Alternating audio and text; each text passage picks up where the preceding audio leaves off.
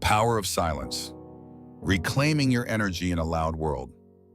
Have you ever noticed that the most powerful people in the room aren't always the loudest? They don't chase. They don't explain. They don't try to convince you of their worth.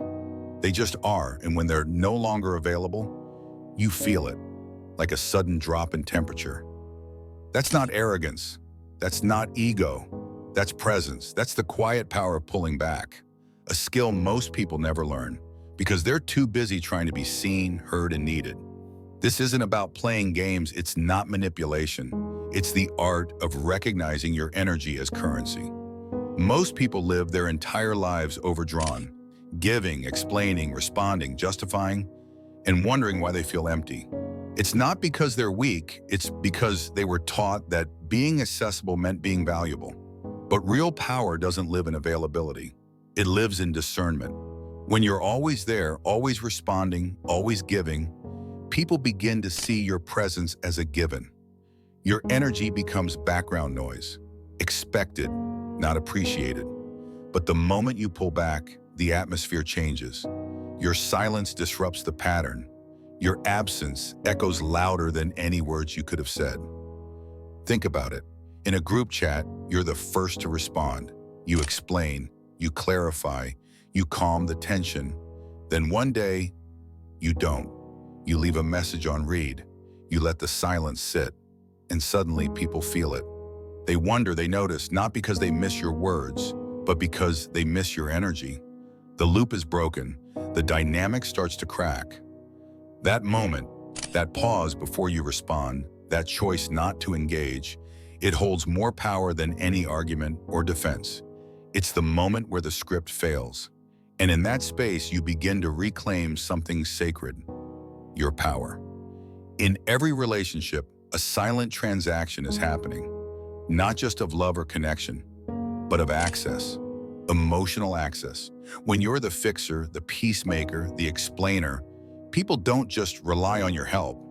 They begin to expect it. They learn your rhythms.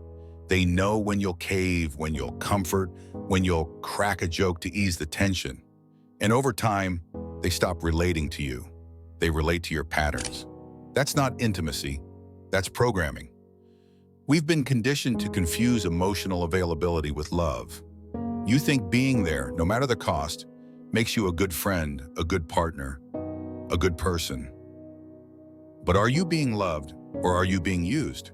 The more predictable your reactions, the more control you give away. If someone knows exactly how to push you, how to guilt you, how to trigger you into explaining yourself, that's not connection. That's leverage, not always intentional, but always in effect. But the moment you stop playing your role, the moment you don't rise to the bait, don't react, don't explain, the whole system falters. The story they had about you doesn't hold, and suddenly you're not the emotional supplier anymore. You're someone they now have to earn. That shift, it's everything. This is where silence becomes strategy, stillness becomes strength. Your non-reaction becomes your greatest move. Because here's what they're not prepared for: your neutrality. They can handle your anger. They're used to your tears, but your quiet withdrawal, that unsettles the dynamic. They can't predict it, and that scares them more than anything. You weren't put on this earth to be emotionally on call. You're not a support hotline. You're a human being with a frequency that deserves to be honored. Every thought, every boundary, every choice, it vibrates. High-frequency emotions like clarity, joy, and truth amplify your energy. But forced smiles, guilty yeses, constant explanations, they drain you. They lower your vibration. And the more you vibrate at the level of chaos, even if it's someone else's, the more you attract people who expect you to stay there. You start building relationships based not on who you are, but what you provide. And when your usefulness becomes your identity, you start to forget who you are underneath it all. Ask yourself, how often do you say yes when your soul screams no?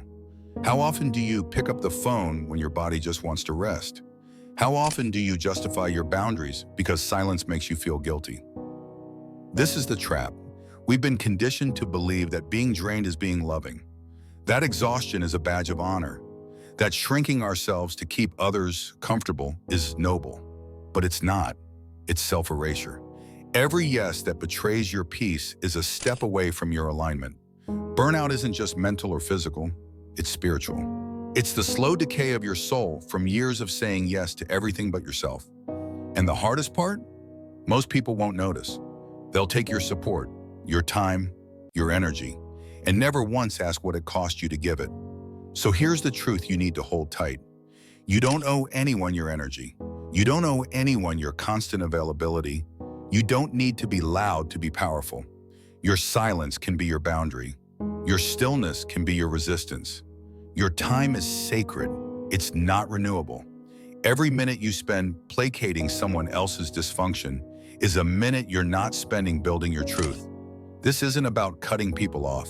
It's about cutting the cords that tether you to cycles that drain you. Yes, some people will call you selfish. Some will say you have changed. That's okay. Let them adjust, or let them go. The people who truly see you won't panic when you choose yourself. They won't guilt you for setting boundaries. They won't mistake your silence for disinterest. Because the truth is, silence isn't disconnection. It's recalibration. It's you returning to your center. And from that center, everything becomes clear. Who respects you? Who just uses you? Who values your presence? And who only values your function? Pulling back doesn't make you less loving. It makes your love more honest, more intentional, more rooted. It teaches others that your energy is not a given, it's a gift. And those who see that will rise to meet you, not demand you lower yourself. You deserve relationships that don't require you to explain your worth. You deserve to be chosen, not out of habit or convenience, but out of deep respect for who you are. And that kind of love, that kind of connection, it starts when you stop performing and start being. So don't be afraid to be the one who pauses, the one who doesn't chase, the one who takes a breath and walks away when the energy isn't right. You're not being dramatic. You're not being cold. You're being conscious. Because sometimes the most radical act of self-love isn't a loud declaration. It's a quiet exit. No drama, no explanation, just the soft closing of a door that no longer leads to your peace. Let them wonder, let them sit with the silence. Because in that space, something powerful happens. You come home to yourself. You begin to realize your presence is a privilege, not a promise, that the version of you who kept the peace was not always at peace, that your boundaries weren't walls. They were doorways to a more aligned life. And now, you're ready to walk through them. Not everyone will follow. Not everyone is meant to. But the ones who do, they'll meet the real you, not the version who shrank, who smiled through pain, who performed stability.